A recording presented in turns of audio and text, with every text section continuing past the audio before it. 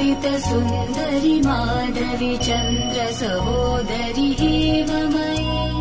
मुनिगणमण्डित मोक्षप्रदायनि मञ्जुलभाषिणि वेदनुते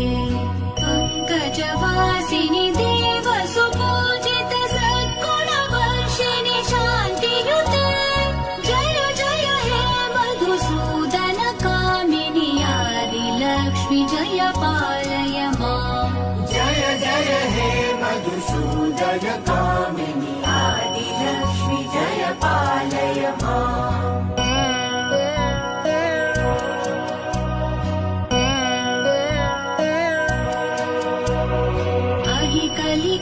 कलिकल्मषनाशिनि कामिनि वैदिकरूपिणि वेद